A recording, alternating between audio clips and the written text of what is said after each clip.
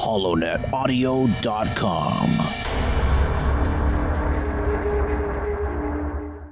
This is fanfiction only.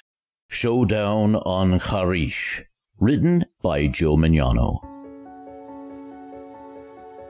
A Jedi Master and his Padawan have been sent on a mission by the Council to a sparsely populated planet called Kharreesh on the fringes of the Outer Rim, at the edge of known space.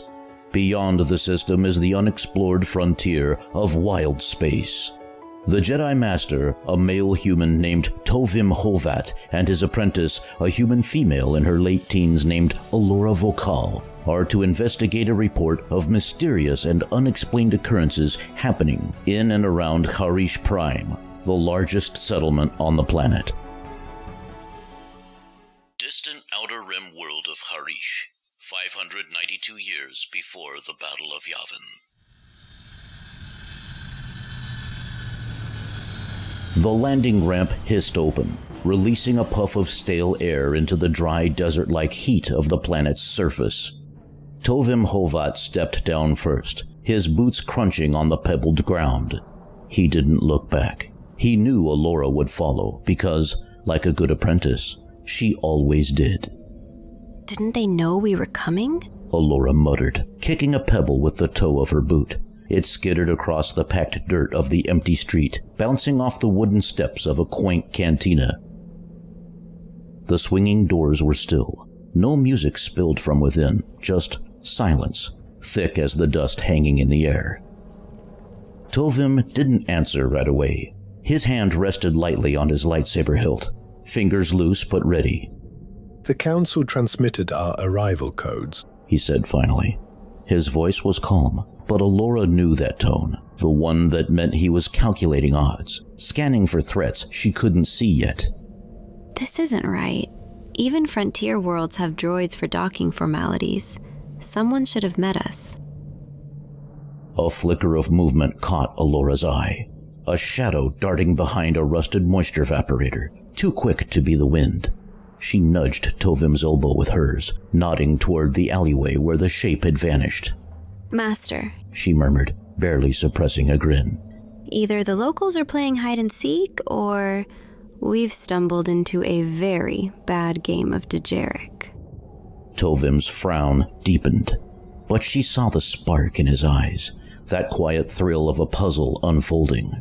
He moved forward without a word, his boots silent on the dust-choked street. Alora followed, her own steps light, but her fingers twitched toward her lightsaber. The air here wasn't just still, it was waiting. Alora smirked a lopsided grin as she slowly proceeded behind her master, an outward expression of something she knew that Master Hovat didn't. Suddenly, the telltale sound of a lightsaber activating was heard, and a crimson glow could be seen moving along the walls of buildings on either side of the alleyway. Something was approaching, something sinister. Jedi Master Hovat activated his own saber in response, the elegant emerald glow illuminating the way in front of him, just a bit more.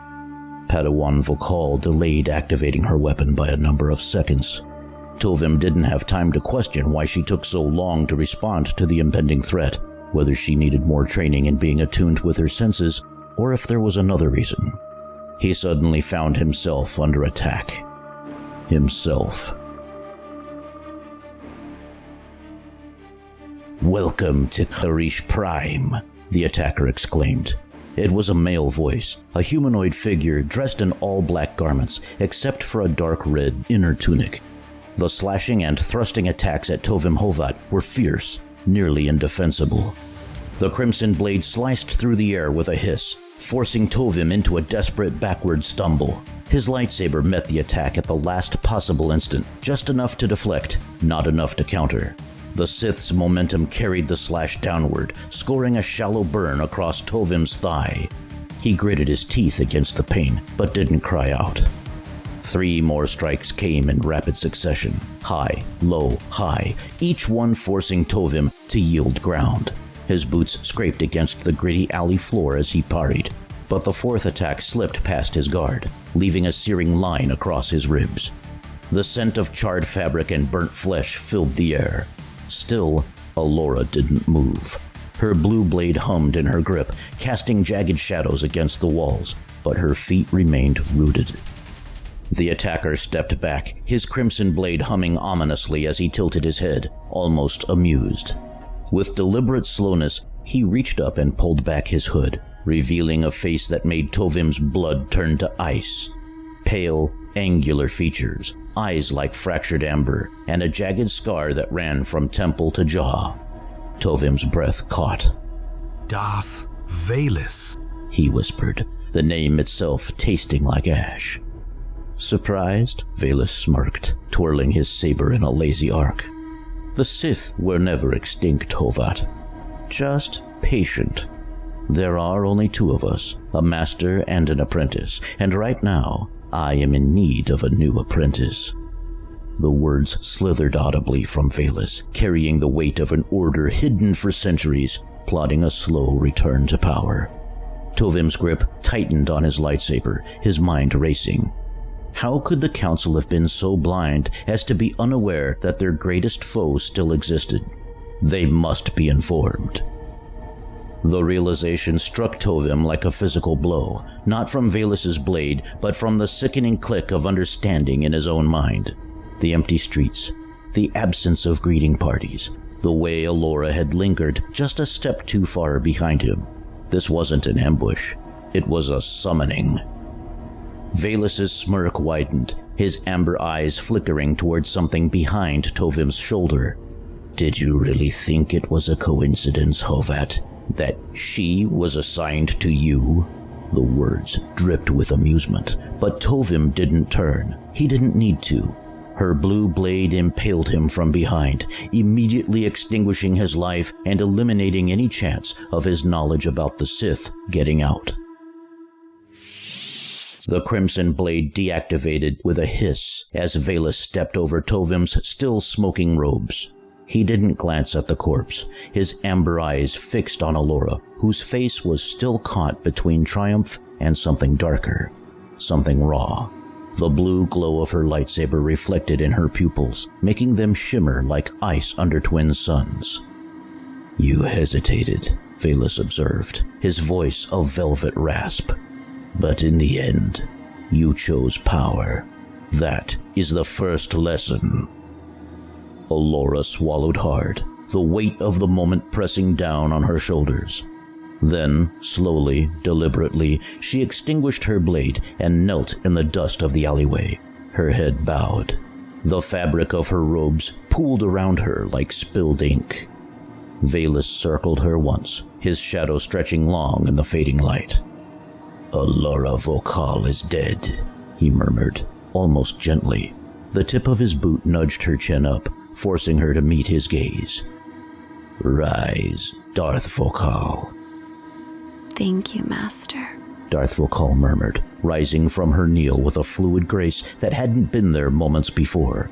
The words felt alien on her tongue, yet they settled like a weight slipping into place. She glanced toward the mouth of the alley, where the first hints of dust painted the empty street in long, jagged shadows.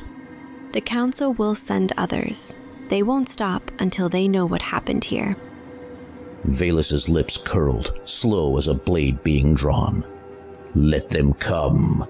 His fingers trailed along the edge of his cloak, brushing away invisible dust. By the time they piece together the truth, we'll be far away from here. He turned his head slightly, gaze sliding toward the flickering glow of lanterns in the cantina windows. But first, the locals. They've seen too much. Valis and Vokal both went about covertly and systematically eradicating all with any knowledge of the Sith, and then left Kharreesh in a small, unassuming starship, bound for another nondescript location in the Outer Rim, away from prying eyes, where Vokal could continue her dark side training, and the Sith could observe the galaxy and plot their return unimpeded. The stars blurred into streaks as their stolen ship punched through hyperspace, the hum of the engines a dull roar against the silence between them. You're quiet, Valis remarked. He didn't look at her. His amber eyes remained fixed on the swirling blue tunnel ahead. "You're wondering if it was worth it," Valus said. This time he turned, just enough to catch her flinch. "Don't bother lying. I felt it the moment you struck him down. That flicker of doubt." His smirk was a blade. "Good. Doubt means you're not a fool." The Jedi weren't supposed to feel, but she had. Too much. "I don't regret it," she said, forcing the words out. Valus chuckled, low and knowing. "You will, but not for the reasons you think." He leaned back into the pilot's chair.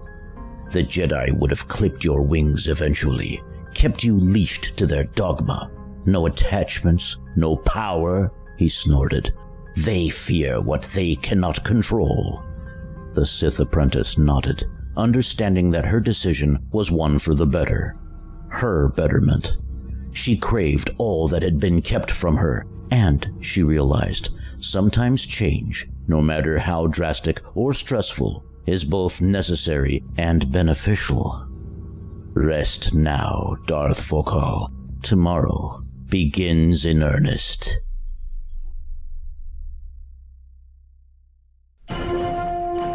Thanks for listening. For more Star Trek and Star Wars audio fun, visit holonetaudio.com.